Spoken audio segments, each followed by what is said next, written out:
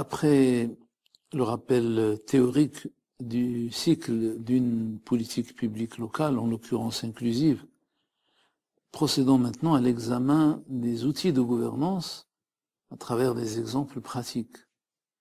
Nous allons reprendre les mêmes exemples que ceux présentés lors du chapitre précédent, à savoir l'exemple du club de Boulgag, de personnes handicapées, dans la mise en place du tramway de Rabat, l'expérience de la société civile sur les questions d'accessibilité à Bni Isgan en Algérie, et pour la Tunisie, l'expérience du collectif tunisien des personnes handicapées en matière d'accessibilité au niveau de la participation politique et plus précisément au niveau des élections. Concernant la politique publique inclusive au Maroc, l'exemple que nous avons choisi. Le club de Boulgag des personnes handicapées a pris contact avec l'agence du tramway de Rabat, autorité publique chargée de mettre en place ce nouveau moyen de transport, pour lui communiquer les préoccupations d'une partie de la population, les personnes handicapées, au moment où le projet était officiellement annoncé et allait démarrer. Pour les membres du club, il s'agissait de persuader les décideurs, de sensibiliser les ingénieurs et les techniciens, ainsi que les administratifs du projet, à travers des échanges soutenus, un dialogue construit, continu, régulier et accepté de part et d'autre.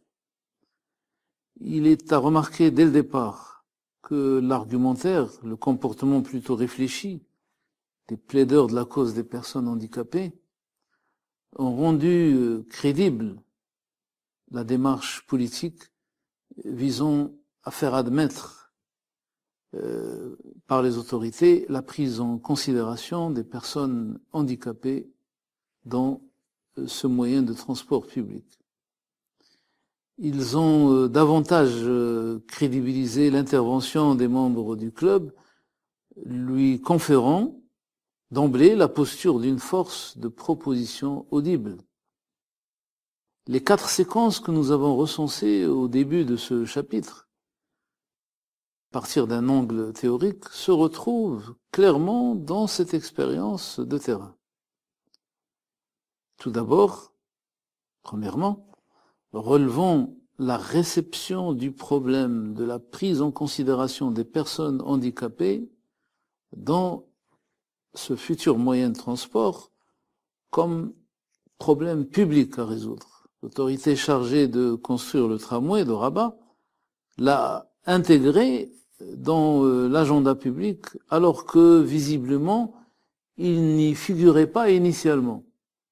Il s'agit là de la reconnaissance de l'existence d'un problème public à part entière.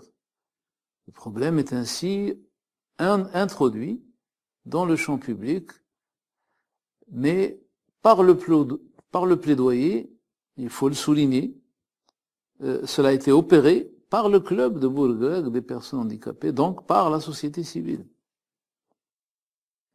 La seconde conséquence, on peut considérer que les échanges entre le club, les ingénieurs, les techniciens, les administratifs de l'agence du tramway de Rabat participent à la fois du diagnostic et de la recherche de solutions aux problèmes posés.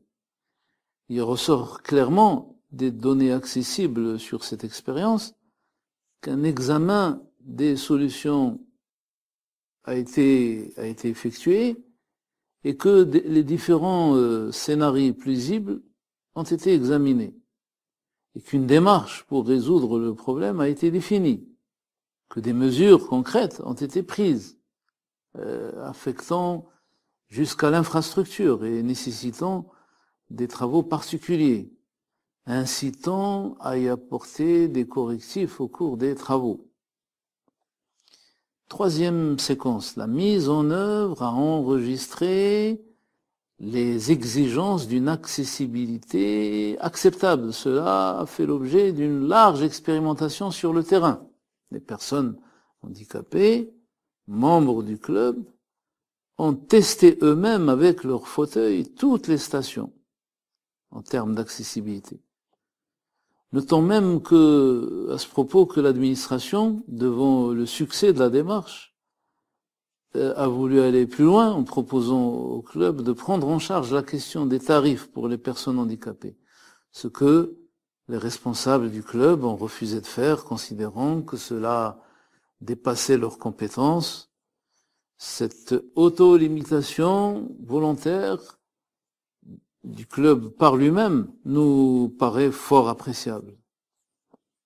Elle dénote une certaine sagesse. Enfin, il nous reste à examiner la dernière séquence, mais cela sera l'objet de du troisième chapitre, à savoir que nous allons étudier de plus près ce que donne la surveillance des résultats de l'expérience, l'évaluation et le suivi, la vérification de la mise en œuvre du bon fonctionnement de la politique en question, que ce soit pour cet exemple ou pour les autres exemples.